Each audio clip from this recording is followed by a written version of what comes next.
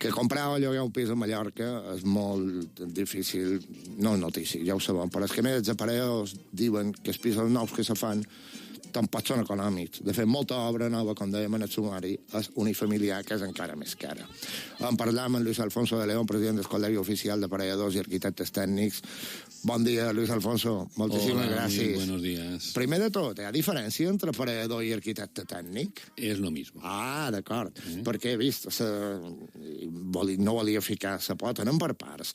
L'any 2024 se van envisar 2.136 habitatges, un 10% menys que el 2023. Molt bé. Però són menys que anys com el 2019, el 2021, el 2022, fins i tot menys que l'any de la pandèmia. Hi ha una explicació? Vamos a ver. Si me permites que me vuelva a los orígenes, aproximadamente antes de la crisis del ladrillo, la que conocimos todos en los 2007-2008, se hacían en Baleares 10.000 viviendas. De esas 10.000 viviendas, aproximadamente 8.000 eran plurifamiliares y 2.000 unifamiliares. A partir de ese momento y por culpa de la crisis, llegamos a hacer una producción muy baja de aproximadamente 500 viviendas al año, sumando las dos, plurifamiliares y unifamiliares. Cuando empezábamos a remontar, que fue en la época de la pandemia, ya estábamos otra vez en 2.700, 2.800 viviendas al año. ¿Qué es lo que nos ha pasado? Que por culpa de la pandemia y por culpa de las guerras, los problemas de logística, la subida de precios de los materiales, pues hemos vuelto a tener otra caída. Y ahora mismo, pues parece ser que ya estamos en la senda otra vez de la recuperación, porque el año pasado no llegamos a las 2.000 viviendas y este año hemos pasado a las 2.100. Es la evolución del mercado. El mercado es el que manda. Y aquí, pues ya podemos entrar en profundidad en lo que es el coste de la vivienda. O sea, lo que está claro es que la vivienda se divide en tres factores fundamentales. Uno es el promotor, otro es el suelo y otro es la construcción. Y lo que sí que podemos afirmar desde el Colegio de Aparejadores es que el precio de la construcción es el que se ha mantenido más estable. Ha tenido una pequeña subida acentuada con el tema de la crisis energética y la crisis de logística de la época de la pandemia, pero su subida ha sido constante y suave durante los últimos 20 años. Aquí tenemos dos factores que se nos disparan. Por una parte tenemos el factor del suelo. No tenemos el suelo que hace falta y o pasas por el tubo o no tienes suelo. És a dir, no n'hi ha de sol. Hace falta està acá, más suelo. Oferta-demanda, com deies abans. Exacto. No n'hi ha y per això està acá. Y luego tenemos el factor también, que todos somos humanos, el factor del promotor.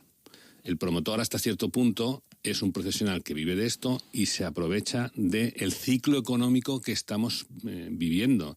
Si la bonanza económica es generalizada, los precios suben. Si estamos en crisis, los precios se ajustan porque lo que necesita él es vender y recuperar la inversión que ha hecho. Claro. Entonces, hay ciclos que van en... El promotor, yo te diría que va siguiendo esos ciclos, y el ciclo que tenemos que nos está ahogando ahora mismo es el ciclo del suelo. Ja sé que tu no ets promotor, però, Luis, i la col·laboració público-privada, que els promotors no hi perdessin i el govern, els ajuntaments, posassin la part a fons perdut, ja que són dos béns públics, això ho veus difícil.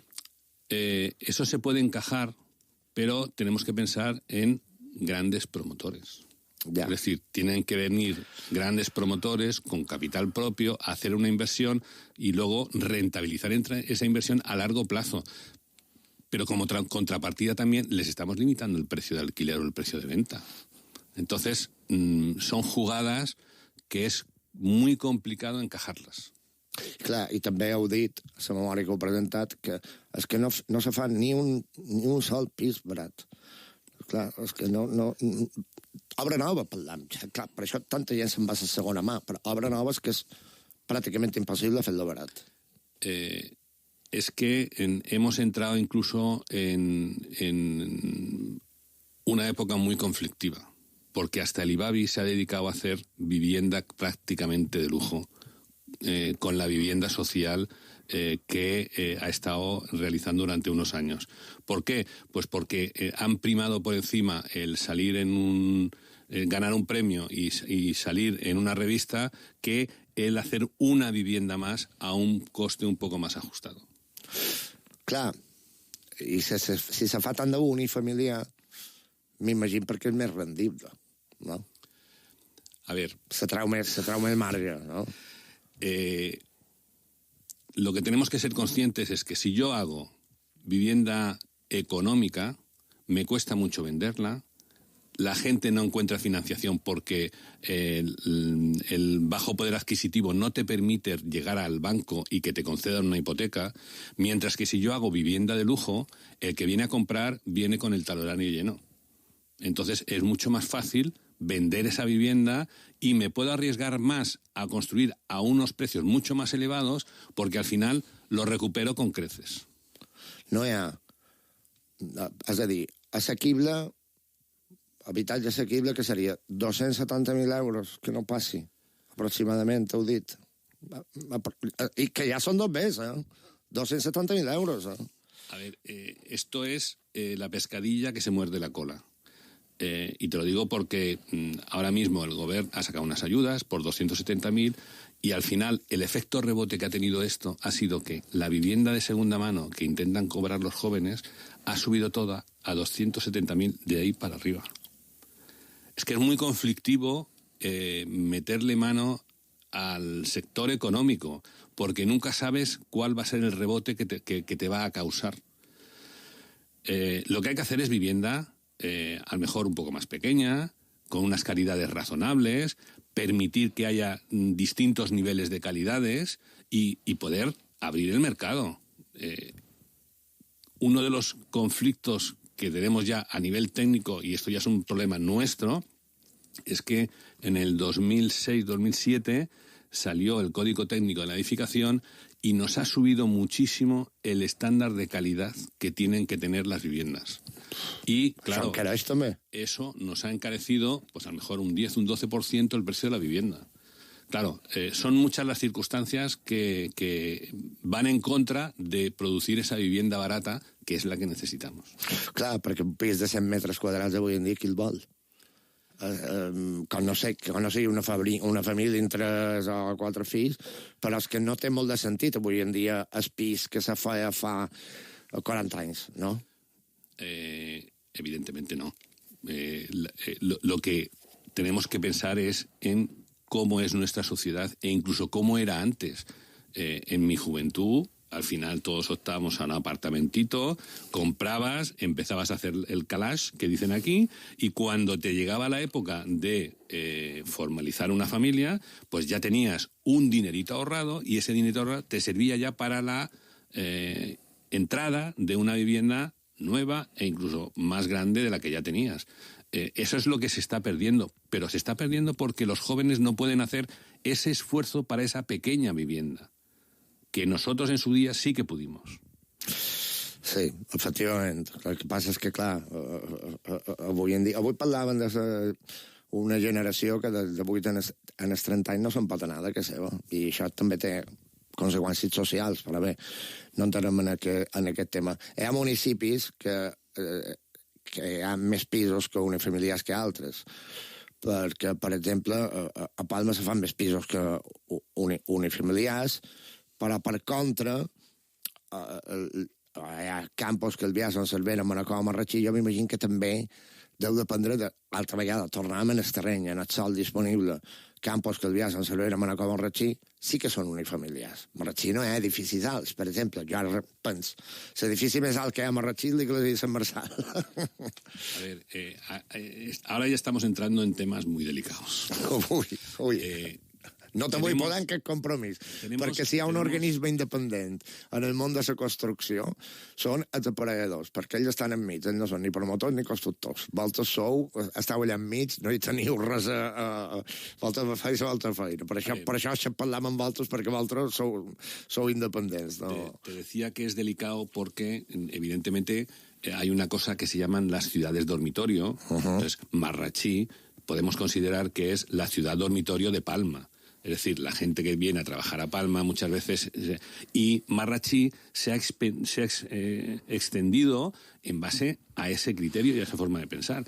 Pero no es lo normal. Lo normal es que Palma tiene un volumen de edificaciones que prioriza lo que es la vivienda plurifamiliar sobre la unifamiliar.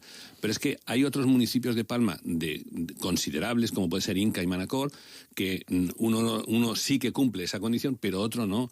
Creo que era Inca la que tenía más o menos el tema equilibrado. Fíjate que tenía 13 viviendas unifamiliares contra 34 plurifamiliares. Pero si te vas a Manacor, Manacor ya no lo cumplía. Manacor tenía 67 unifamiliares contra 15 plurifamiliares. Claro, es incoherente que digamos que queremos proteger el territorio y en lugar de crecer en altura, pues crecemos en viviendas unifamiliares que son más extensivas y consumen mucho más territorio. Clar, perquè créixer en altura no vol dir fer les torres que tenim aquí darrere de 15 pisos. No vol dir això. Vol dir, per ventura, fer 2 plantes més. I ja en 2 plantes més tens, per cada planta, per ventura, 4 pisos més. És a dir, créixer en altura no vol dir fer les torres d'aquí, de 14 pisos del polígon de Llevant. No parlam d'això, no? Parlam d'una cosa sostenible i coherente. En este sentido, yo creo que lo que tenemos que dejar es trabajar a los urbanistas. Los urbanistas, por ejemplo, en la ciudad de... Yo alucino cuando voy a Ámsterdam y veo que todos los edificios son de la misma altura, se mantienen y tienen todos 4 plantas. Llegas a Palma y tenemos al lado un edificio de 15 plantas, uno de 4. Un skyline rarísimo. Tenemos que intentar buscar un equilibrio no solamente en sacar el máximo rendimiento, sino también en que la imagen sea la adecuada. Bueno, per exemple, aquí de vora, també, sempre, per no anem fora de la ràdio. El carrer Manacor som d'un Tetris, no? Veus una casa de 2 plantes, una de 10, no? I una más adelante i otra más atrás. Sí, és una cosa curiosíssima. Però de què depèn unifamiliar i plurifamiliar? De l'oferta, de la demanda dels clients, dels permisos municipals, perquè, clar, per exemple, jo he dit que, per exemple, a Marratxí no hi ha edificis alts, però això que ho marca cada ajuntament, perquè a Manacor sí que se fan plurifamiliars, ho marca cada ajuntament. Per exemple, ara a Palma sí que se poden fer locals que se puguin convertir, són els ajuntaments els que marquen, no, aquí només pot fer un unifamiliar, no pot fer 2 alçades. Depèn de cada ajuntament. Cuando hablamos de alturas, rendimiento de la ocupación de un solar, etcétera, ya estamos hablando de temas completamente urbanísticos. Y esto se redacta mediante lo que se llama el Plan General de Ordenación Urbana de un municipio. En ese plan general yo marco unas líneas de actuación y en esta zona consiento edificios de 4 plantas y en esta zona hago solares para viviendas unifamiliares. Pero ya es la política que permite desarrollar a nivel político una zona de una forma o de otra. Es marcar las líneas de actuación a largo plazo.